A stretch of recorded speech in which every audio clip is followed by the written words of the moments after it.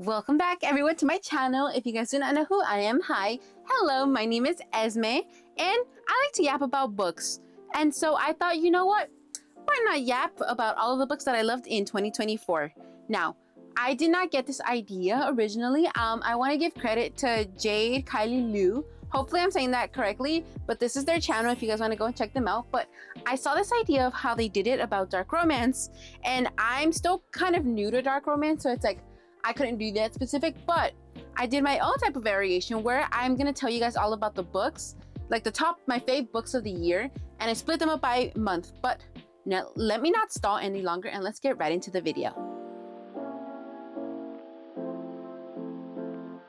Now, if you guys do not know, I read approximately, I counted them, I have approximately 12 months, one for each month, except for, two of them, and they're for specific reasons. But let's start off with the month of January. To start off for the month of January, this is the first time I've ever read this book series. I love it so much. It is a romantasy YA book by the one and only Alex Astor. You guys might know what book I'm talking about. I'm talking about Light Lark. Light Lark, if you guys do not know, is a combination, kind of like the Hunger Games, where there's these 6 regions. They're all fighting to be able to keep their powers every 100 years, known as the Sentinels. And I am still on Sky Shade, have not finished it yet. I want to so bad, but I love Light Lark. I finished that, I believe. I think I did a reading vlog actually, but I finished it in about like 3 days. It was just that catching that I'm just like, I needed to finish reading this. But yeah, that was my January pick. For February, I started off with a new author, or not new author somewhat, but like they were new to me still. And so I read this book. It is the second book in the book series. It is called Terms and Conditions by Lauren Asher. If you guys do not know, Terms and Conditions is part of the Dreamland Billionaire series, follows around the fine print, Terms and Conditions, and the last book, I believe it is Final Offer.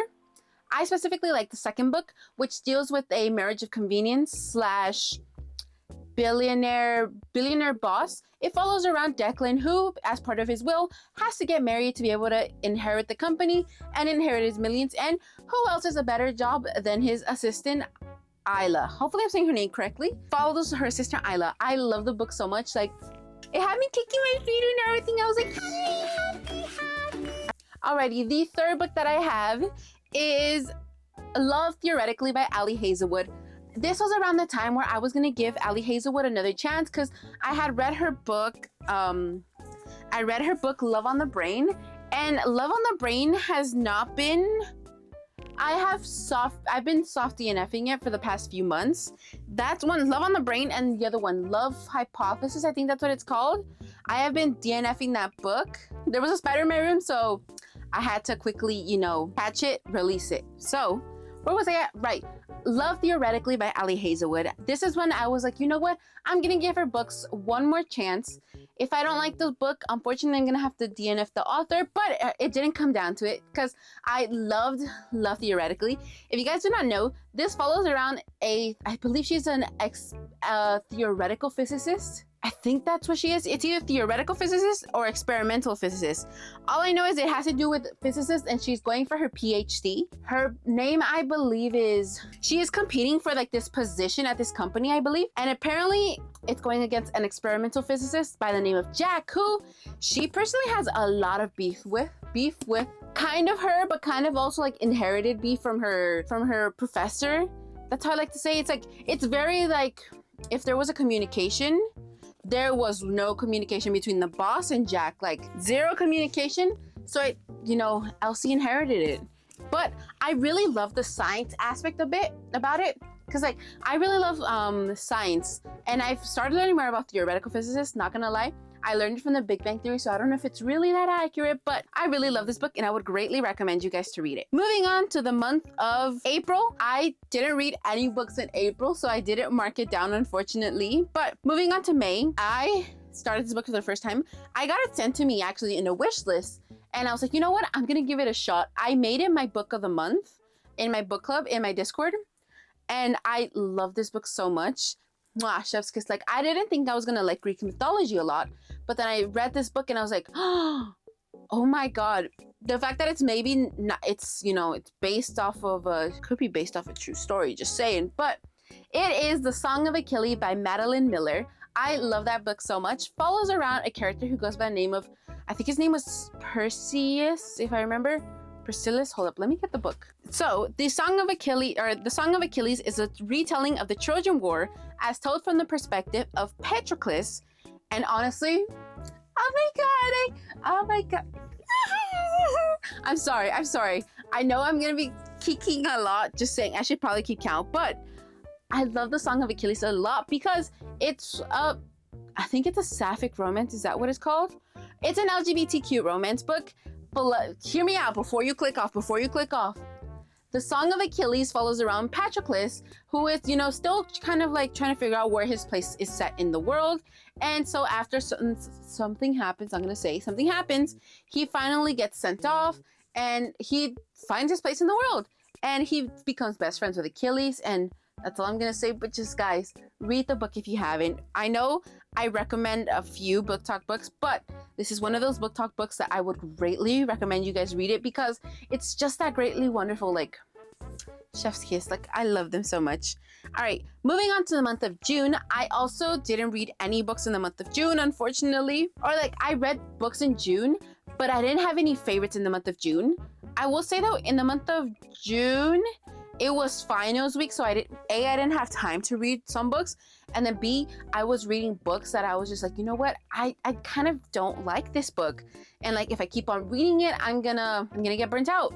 So I softy enough some books I DNF some books and I donated them actually.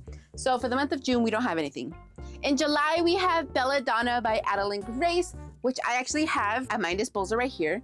But we have Belladonna by Adeline Grace. If you guys do not know, Belladonna follows around an orphan who goes by the name of Signa, which, it kind of reminds me of Sigma, if you guys know what I mean. Shush, okay?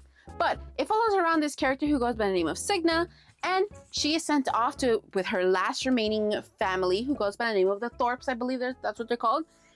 There is kind of like a rumor surrounding Signa that every single family member that she goes to, they have like kind of like an unfortunate means to an end. And so everyone, except where the Thorpe live, but everyone has heard of Signa, and they've heard about like this kind of like curse that she carries, and it's like, oh my gosh, she's kind of a witch. Every single family member she goes to dies. Unfortunately, that's the kind of draw that she was stuck with. In the month of August, I couldn't decide between these two books, so I put them together. I know, I'm already lying. I said it was only gonna be one book. I'm sorry, but trust me. So in the month of August, we have Cross the Line by Simone Soltani, which is an F1 romance. I got it in my Afterlife book subscription, and I read that one also pretty quickly. Like, it was just the greatest. And the second book that I got is another book talk, very popular book called The 7 Year Slip. Now, if you guys do not know, The 7 Year Slip, written by Ashley Patone, I think Patone, Ashley something, follows around this young woman who inherited her aunt's apartment after she passes away. But then it turns out that every single time she steps into this apartment, she's sent 7 years into the back, where her aunt at the time had, lent or like let this other person rent out the book. Sorry, not rent out the book. They let this other person rent out the apartment. And so basically every single time she comes back from work, she's met with this person who, i.e., lived 7 years in the past. And so it's kind of like The Time Traveler's Wife. I don't know if you guys have heard about that movie / book, but it's kind of like The Time Traveler's Wife, where every single time she steps out of her apartment, poof, he vanishes. But every single time she steps back into her apartment, poof, he shows up again. Alrighty, in the month of September, I read you guys will not believe this, but I read a book that mostly contains a pregnancy trope. And if you guys do not know me, hi, hello, my name is Esme, and I am a D1 hater of the pregnancy trope. However, I don't think I could say that anymore because of this book and another book, but I read Ready or Not by Cara Bastone. Alright, hear me out, vlog. There is some books that do the pregnancy trope so bad that I'm just like, why would you include this trope? Just why? But Ready or Not, they beautifully executed this trope. Like, I don't know how to greatly explain it, but it's kind of like, how do I say it? It's kind of like their second chance. Wait, actually, I lied. I'm thinking about Out on the Limb. But Ready or Not, I rated it a 5 stars because it follows around this character who unexpectedly finds herself pregnant, and then her best friend of her childhood best friends, he kind of has a little crush on her, but he kind of he's not the father, but he's the father who stepped up. If you guys catch my drift, like he's not the father, but he's the father who stepped up, which is, I love it so much, which when it's like, you know, it's not my kid, but they're my kid now. Like, I love that kind of trope. And then moving on to October, it's another month where I didn't really have any 5-star books, not even 4 stars. I was getting like 3.5 stars, like close to the 4-star, but like I didn't have any books that really interested me in the month of October. Moving on to November, it's another month where I had 2 books that I couldn't choose, but it is Hexed by Emily McIntyre, and I love that book. If you guys do not know, Hexed is a Little Mermaid retelling, which is kind of like, how to explain it? It follows around Vanessa slash, you know, Ursula, that's like her human name, but it follows around Vanessa, and let me tell you guys, in this book, you are gonna hate King Triton and Ariel. Like, I love them. Like, I love them in the movie, but in this book, whew, I wanted them to, I'm just like, I was like, one small move and it's over for you. Like, and this, it kind of also mentions King Eric as well. Well, in this time, I believe he goes by different names. Still starts with an E, but it's a retelling of Ursula slash Eric. And before you know, lose interest in the book, trust me, you will love it. Like, it is chef's kiss. I should mention how many times I use chef's kiss, but it's actually really, really good. Hear me out. Little Mermaid, if the mermaid wasn't Ariel, but it was actually Ursula. Just wondering, I've always wondered what would have happened if Ariel didn't stop Ursula in time and, you know, Vanessa married Eric. What would have happened? That's not mentioned in the book, but it's just like a question that I always have. I always have like what ifs. Alrighty, the second book that I have in November, it is the Pack Darling duology. But the way that I read this, I'll show you guys. I got this book in my Probably Smut book subscription. It is the Pack Darling Complete Duology by Lola Rock.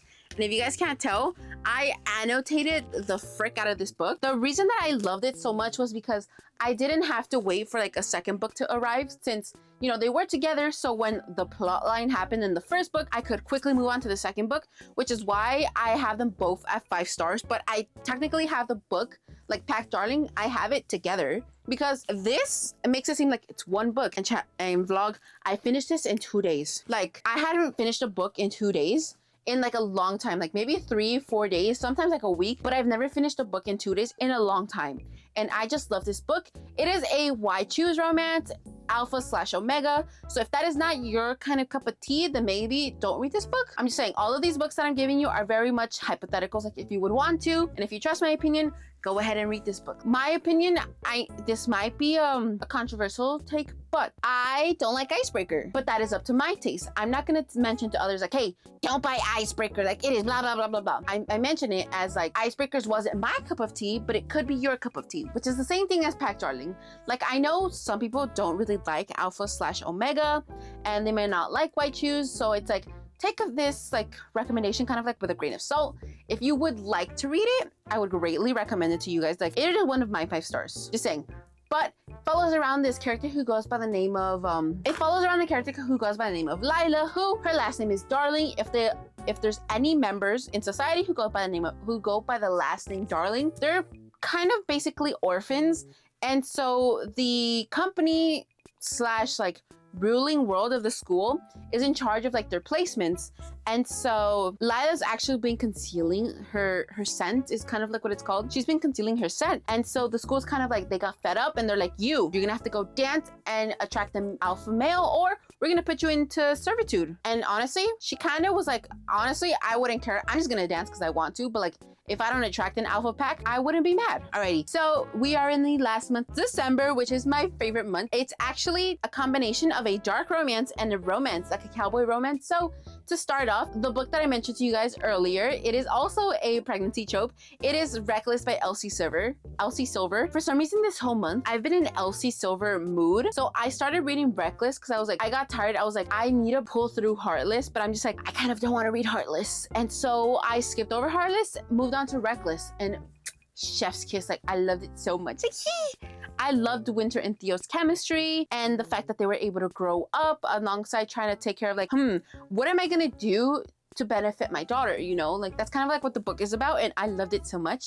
And the second book was another book I also got in my Probably Smut book subscription.